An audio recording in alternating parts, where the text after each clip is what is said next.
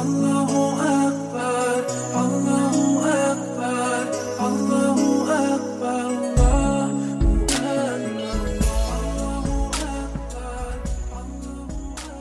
Assalamualaikum warahmatullahi wabarakatuh. Balik Waalaikumsalam. lagi sama kita. Saya Zizi Sahab. Ya, saya temannya Zizi Sahab, Masya Yahya.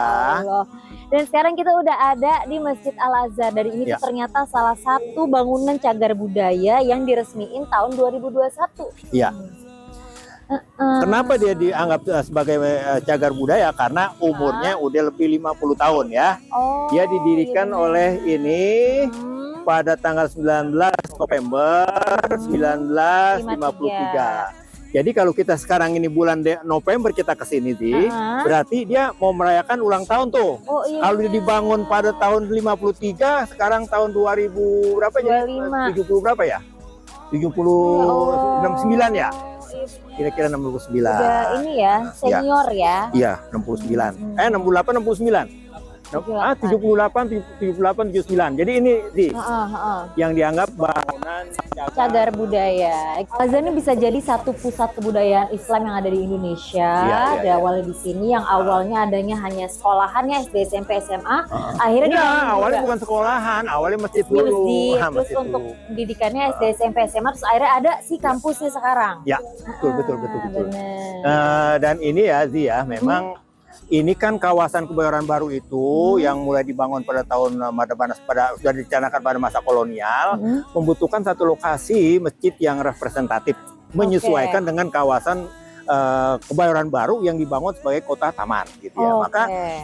Maka di sini kemudian dibangun pada tahun 50-an itu juga atas urunan dari beberapa aktivis politik ya, seperti Partai Masyumi itu dulu berperan penting di sini, dan kemudian dibangunlah dia, dan tanah yang ada di sini ini juga sebagian besar dari hibah atau wakaf yang diwakafkan oleh gubernur kita pada masa itu, Gubernur Samsul Rijal ya kalau nggak salah. Jadi Gubernur Samsul Rijal itu mewakafkan tanahnya di sini ya sekira 5 hektar lah kira-kira begitu ya. Ya nggak 5 hektar juga ya, kurang lebih lah sekitar sekali itu. Dan dibangunlah itu. Dan dulu namanya bukan Masjid Agung Al-Azhar. Namanya apa? Dulu namanya Masjid Agung Kebayoran Baru. Nah, saat itu Buya Hamka ditanya, ini masjid apa namanya? Masjid Agung Kebayoran Baru. Kalau begitu udah diganti namanya menjadi Al-Azhar. Jadi Pak Mahmud Saltut itu orang penting dari Al-Azhar yang memberikan nama Al-Azhar di sini. Kira-kira seperti itu. Awal mulanya seperti itu sampai akhirnya dibikin namanya jadi Masjid Al-Azhar. Masjid Agung Al-Azhar. Abang Yahya mau masuk ke dalam? Ya boleh aja. Assalamualaikum warahmatullahi wabarakatuh. Sekarang jadi kita lagi ada di dalam Masjid Agung Al-Azhar. Kita bisa lihat pilar-pilar ini dan keindahan kaligrafi. Kita bisa lihat kaligrafi di Kubah, ya. Kaligrafi di Kubah. Jadi model kaligrafi di Kubah dan di sekujur tubuh dinding Masjid Agung Al-Azhar ini komplit ya. Jadi ada ri'ah, ada sulus, ada macam-macam lah. Jadi dari seluruh macam tulisan kaligrafi Islam, kaligrafi Arab, keahlian menulis itu, kita bisa lihat ada ri'ah, ada diwan, ada sulus, ada macam-macam lah. Jadi kita bisa lihat keindahan. Jadi beginilah masjid, suasana di dalam Masjid Agung Al-Azhar, dan kita bisa juga lihat kaca-kaca patri di atas itu dahulu kala memang dia memberikan keindahan tersendiri. Jadi model-model patri begini, model-model yang memang senantiasa dipakai pada sejak zaman kolonial sampai pada tahun 50-an, bahkan sampai sekarang pun memang masih dipakai.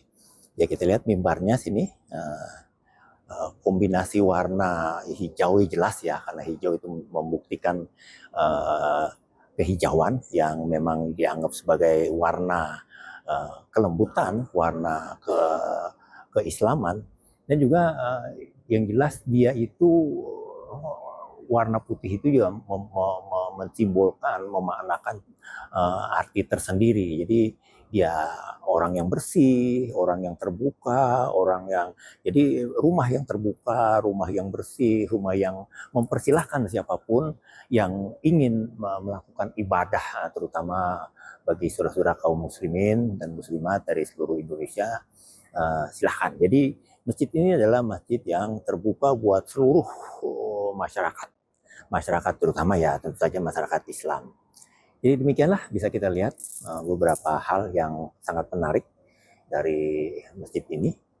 Yang awalnya memang masjid ini kan dibangun tahun 50-an ya. Saat itu yang menjadi arsiteknya adalah orang yang membuat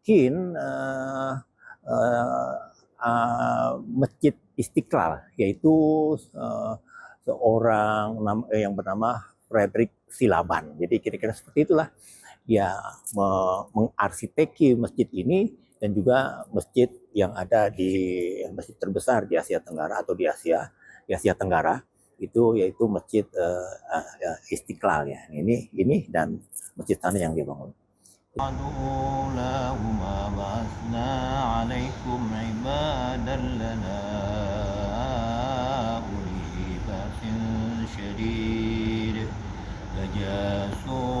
خلال الديار وكان وعدا مفعولا ثم رددنا لكم الكرة عليهم وأمددناكم. Nah, itu tadi kita udah sempat ngider-ngider di dalam juga. Kita udah tahu kenapa akhirnya Masjid Al-Azhar ini dibikin jadi cagar budaya gitu ya. Iya, kita patut memberikan penghargaan ya kepada pemerintah dan kepada tentu saja para pendiri masjid ini, dan masjid ini menjadi tanda bahwa Kota Jakarta beriringan.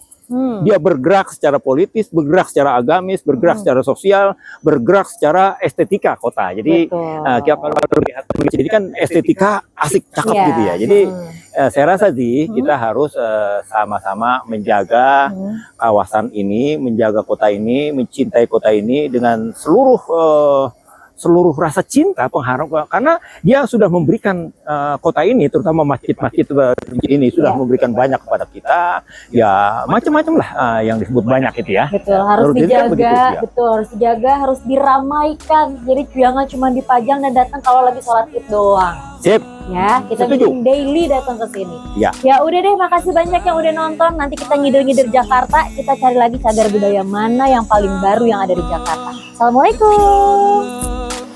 To our souls, the creator of you and me, the heavens and the whole universe, the one that made us whole and free, the guardian of his true believers. So when the time gets hard, there's no way to turn. As he promised, he will always be there to bless us with his love and his mercy, 'cause as he promised, he will always be there. He's always watching us, guiding us, and he knows what's in our little hearts. So when